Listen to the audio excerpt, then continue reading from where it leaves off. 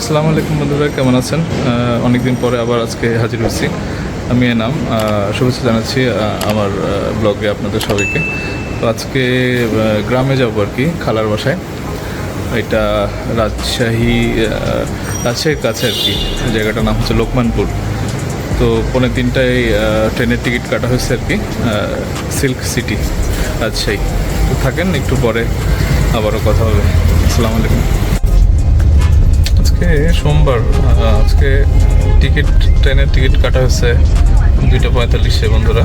তো দুপুর 2:45 silk city express. হ্যাঁ, তো যেটা হলো যে ভাবছিলাম একটু আর্লি বেরোয় কমলাপুর স্টেশনে যাবো আর কি। তো বেরোনোর আখ্যান দিয়ে আমার ছোটোখাটো একটা, যেহেতু 3-4 দিন থাকবো ওখানে, তো একটা প্রেসিডেন্টের একটা ছোট, এটাকে কি বলে, সুটকেস, ছোট টাইপের। ওটা নতুন ছিল আর কি। হ্যাঁ, ওটা ব্যবহার করা হয় নাই। তো এই কি সেট করতে গিয়ে, ওই যে ডিজিটাল নাম্বার যেটা আছে ওটা সেট করতে গিয়ে সব কিছু জিনিসপত্র নেওয়ার পরে ওটা লক হয়ে গেছে। তো লক হয়ে যাওয়ার পরে খোলা যাচ্ছিল না। তো ওইটা নিয়ে আবার পাশে যে মার্কেট থেকে কেনা হয়েছিল আর কি প্রেসিডেন্টের, ওই দোকানে যাওয়ার পরে ওটা আবার আনলক করতে হতে আবার 5-10 মিনিট লাগে। তো এইসব করতে করতে মনে হলো যে 2টা বেজে গেছে। তো 41 মিনিট দেখাচ্ছিল গাড়িতে বা ইয়েতে, গুগলে, ওই কমলাপুর স্টেশন। কিন্তু ওইটার রিস্ক নিলাম না এবং ঢাকা এয়ারপোর্ট রেল স্টেশন যেটা আছে ওখানে রওনা দিছি আর কি। তো তারপরেও রাস্তায় মাঝে মাঝে একটু জ্যাম পাচ্ছে আর কি। তো ওইখানেও যেটা মনে হলো যে ওই 2:45টার সময় রওনা দিয়ে 3:10-এ মানে 15-20 মিনিট তো লাগবে আর কি, 20 মিনিট। তো ওই হিসাবে 3:10-12 এরকম একটা সময় বলতেছে আর কি, যে এয়ারপোর্টে স্টেশনে ওখানে পৌঁছাবে আর কি ট্রেনটা। তো আই এম নট শিওর যে আমি এখন আছি ইয়েতে, ওই প্রাইম মিনিস্টার্স অফিসের এখানে। যদি জ্যাম পাই আবার ট্রেনটা আবার স্টেশনে যেতে আবার ছেড়ে না দেয় আর কি। তো যাই হোক, হোপফুলি হবে না। তো দেখা যাক, আমাদের হাতে যে সময় আছে তাতে পৌঁছে যাবো আর কি। তো আজকে একটু গরম আছে, হালকা গরম, আকাশ একেবারে পরিষ্কার। তারপরে বলা যায় না কোন সময় মেঘ হয়, বৃষ্টি হয়। তো যাচ্ছি আমার আসলে ওই ছোট খালা, হ্যাঁ, যেখানে যাব, বাট ওইটা রাজশাহী জেলা যেটা আর কি, ডেফিনেটলি রাজশাহী বিভাগে লোকমানপুর বলছে জায়গাটা। হ্যাঁ, তো ওইটা আমরা ছোটোবেলা থেকে আসতাম। আমরা রাজশাহীতে যখন থাকতাম তখন আসতাম ট্রেনে করে আর কি। তো ওটা আমাদের কাছে খুব একটা মানে ভিলেজ ট্যুরের মতো মনে হতো। এখন তো ওটা সব রাস্তাঘাট হয়ে গেছে পাকা, তারপরে রোডঘাট সব গাড়ি টাড়ি চলাচল করে আর কি। হ্যাঁ, তো কমিউনিকেশন অনেক ডেভেলপ হয়েছে। তো ওই হিসাবে গ্রাম বলা যাবে না, তো সেমি শহর আর কি। এখনও শহর বলতে পারে তারা আর কি, যারা থাকে ওখানে। হ্যাঁ, আমরা ঢাকার সাথে যদি কম্পেয়ার করি তাহলে ওটা সেমি শহর, গ্রামও বলা যাবে না। বাট গ্রাম তো আসলে আছেই আর কি আশেপাশে, যেহেতু বড় বড় ওরা ওই এগ্রিকালচারটা ওই এলাকায় বেশি চলে আর কি। ধান গাছ আছে, তারপর সমস্ত শস্য ক্ষেত আছে, আবার ফল ফুলারিরও ইয়ে আছে আর কি। তো যাবো আর কি ওখানে, আপনাদের আমার এক্সপিরিয়েন্সগুলি দেখানোর ইচ্ছা আছে আর কি, আপনাদেরকে। সাথে থাকেন, দেখি ট্রেনটা আগে ধরা যায় কিনা। হ্যাঁ, দোয়া করতে থাকেন সবাই। ধন্যবাদ সবাইকে। বন্ধুরা, অবশেষে ট্রেন পাইছি আর কি, সিল্ক সিটি। তো ট্রেনটা মাত্র ছাড়লো। তো আমি উঠছি হচ্ছে এসি চেয়ারে আর কি। তো সিল্ক সিটির এই এই কম্পার্টমেন্ট মানে দেখেন পুরো আলাদা, এটা আলাদা বগির মতো আর কি। আমার সাথে আছে আমার সাথে আমার কাজিন আছে, খালাতো ভাই। তো ট্রেন ছাড়লো। তো আমি পরে আবার কথা বলবো। হ্যাঁ, থ্যাংক ইউ। আসসালামু আলাইকুম বন্ধুরা, আমি প্রায় চলে আসছি রেলওয়ে স্টেশন আব্দুলপুর। এখানে নামবো, তারপর এখান থেকে আবার লোকমানপুর যেতে একটা অটো বা সিএনজি এভাবে যেতে হবে আর কি। তো আমি স্টেশনে নেমে আবার কথা বলতেছি। হ্যাঁ, ধন্যবাদ। আসসালামু আলাইকুম।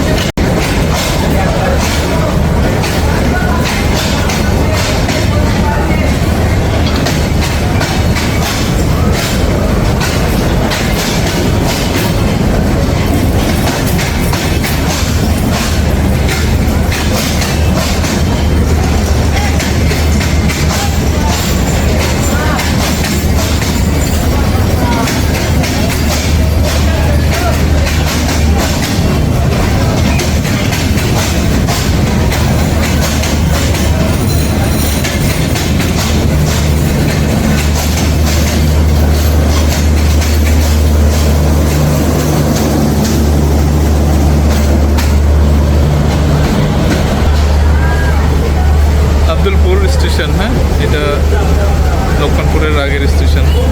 তো ট্রেন চলে গেল, আমার কাজিন আসবে, এখান থেকে আবার সিএনজিতে যাবো। হ্যাঁ, এই যে আমার একে ধরিয়ে দিন 100 কোটি টাকার জিনিস। লোকমানপুরের হিরো আমাদের রানা ভাই আমাদেরকে রিসিভ করতে আসছে আর কি। কে রানা, হাঁটো কর ভাই। আচ্ছা, ঠিক আছে ভাই। এটা কি ভাই ভাই মিষ্টি না?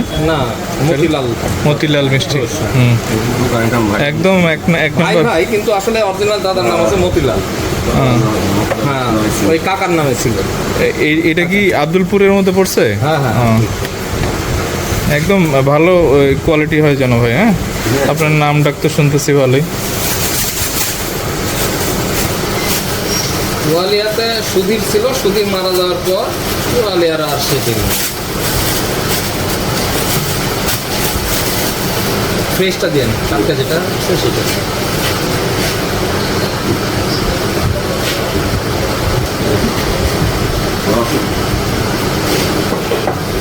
সেটা আজকেরই, তাই না? চমচম কি শুকনা চমচম তো না?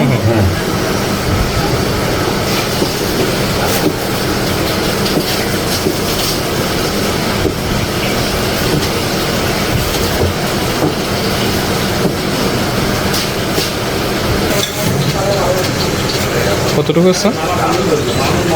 1 কেজি 200 গ্রাম নাকি? দিয়ে দেন। হ্যাঁ, যাই হোক। কত ধরলেন এটা? 360। কেন? আর 360 সইছে ধরে।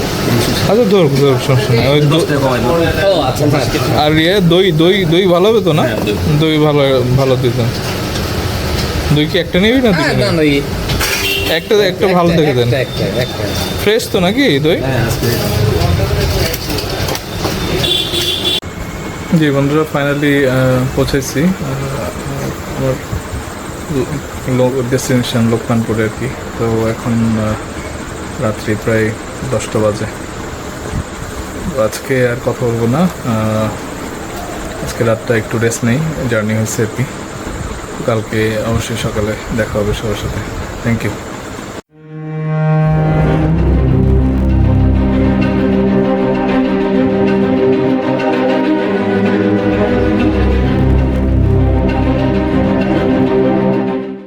আসসালামু আলাইকুম বন্ধুরা, কেমন আছেন? আমি এনাম, আমার ইউটিউব চ্যানেল এনাম রানওয়ে ব্লগে আবারও আপনাদের আমন্ত্রণ জানাচ্ছি।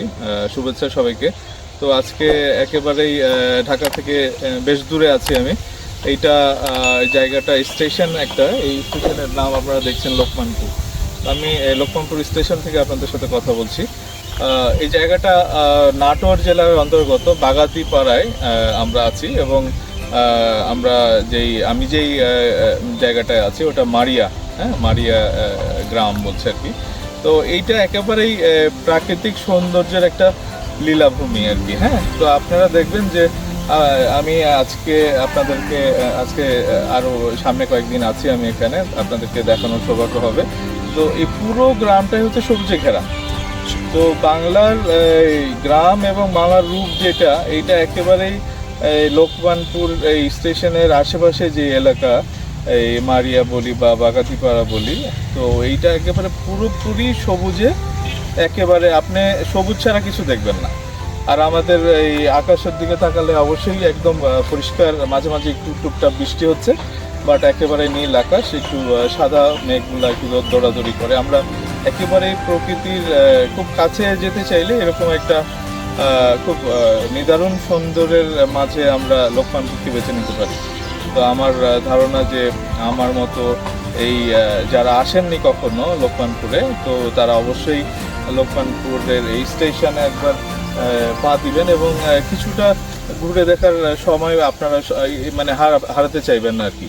তো আমি আরও কিছু মুহূর্ত আছি, আমি আপনাদের সময় আপনাদের মাঝখানে আসব। তো এখানে একেবারে এখন 12টা বেজে গেছে আর কি, দুপুর। আমি একেবারেই গাছের একটা ছায়ার নিচে দাঁড়িয়ে আপনাদের সাথে কথা বলছি। তো আমাদের গ্রাম বাংলার রূপ জানার আসলে দরকার আছে। ঢাকা শহরের যারা একেবারেই শিশু কিশোর, তো যারা পড়াশোনার কাজে ব্যস্ত, তো তারা সারা বছরই ব্যস্ত থাকে। আসলে ঘোরার জায়গা বলতে আমরা আসলে কক্সবাজারকে বেছে নিই, বা সিলেট বেছে নিই, বা ওরকম ট্যুরিস্ট প্লেসগুলো আমাদের যেগুলো আছে সেগুলো বেছে নিই। বাট এই গ্রামে আসলে কম লোকজনই আসে। হ্যাঁ, যাদের গ্রামে একেবারেই ঠিকানা আছে তারা আমরা গ্রামে আসি। আর যারা একেবারে শহরের বাসিন্দা, যারা গ্রাম, বিশেষ করে শিশু কিশোররা যারা গ্রাম দেখোনি তোমরা, তো তোমাদের একেবারেই আমি আমন্ত্রণ জানাবো। যারা বাংলাদেশের একেবারে পর্যটক আর কি, ট্যুরিস্ট যারা আমরা, হ্যাঁ আসলে গত 10-15 বছর 20 বছরে আমাদের ট্রেমেন্ডাস আকারে বাংলাদেশের ট্যুরিজম সেক্টরটা ডেভেলপ করেছে। প্রচুর রিসোর্ট, প্রচুর ডেস্টিনেশন ঘোরাঘুরির জন্য পর্যটক যারা আছে, যারা একলা বা গ্রুপ ধরে বা দুজন আমরা বিভিন্ন জায়গাতে ঘুরতে যারা পছন্দ করি, সোজা কথায়, তারা আসলে মানে খুবই খুশি হবেন যে আপনাদের জন্য এই লোকমানপুর স্টেশন বা এই বাগাতিপাড়া বা আপনার নাটোরের আশেপাশে যে গ্রামগুলো আছে সেখানে অনেক কিছু ঘুরে দেখার বাকি আছে। এখানে বাংলাদেশের একেবারে শিকড়ের মাটির যে ঘ্রাণটা, এটা এখানে প্রত্যেকটা বাতাসের মধ্যে পাওয়া যায়। আমরা নাটোর থেকে এখানে 1 দিন বা 2 দিন আসলে, আর সবচেয়ে ভালো হয় যদি এই এলাকায়, অত্র এলাকায় যদি আপনাদের নিজস্ব কোনো আত্মীয় স্বজনের ঠিকানা পেয়ে যান। যেমন আমি আমার ছোটো খালার এখানে আছি, তো ডেফিনেটলি আমি 1 সপ্তাহ আরও থাকতে চাইবো। এখানকার প্রত্যেকটা জায়গা আপনাদেরকে ঘুরে ঘুরে দেখানোর চেষ্টা করবো আর কি। এখানকার মানুষরা কীভাবে জীবনযাপন করছেন। এবং দেখেন, আমার কথা বলতে বলতে একটা ট্রেন চলে আসছে আর কি। তো আমি জানি না, হ্যাঁ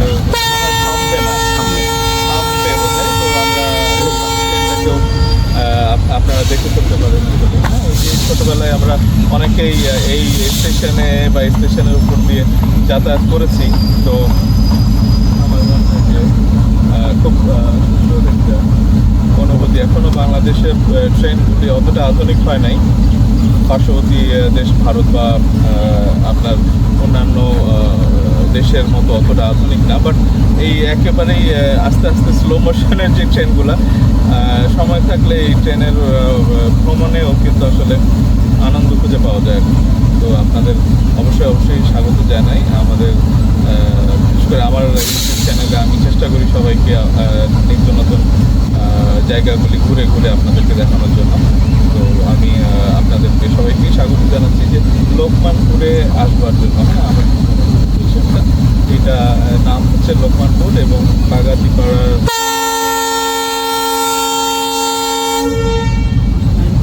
ট্রেনটা মনে হয় আবার ছাড়বে।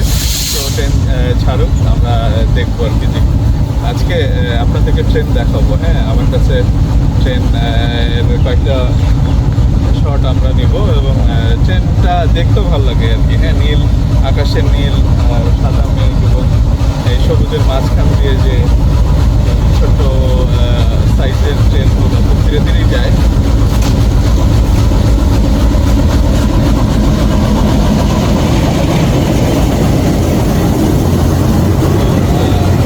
অনেক অনেক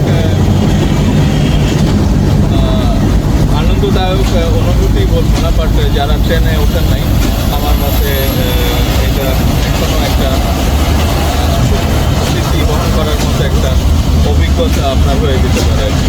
আমরা আশা করবো যারা বিশেষ করে যারা ছোটো আছো, কিশোর, যারা গ্রাম বাংলা এখন করে দেখার সুযোগ পানি,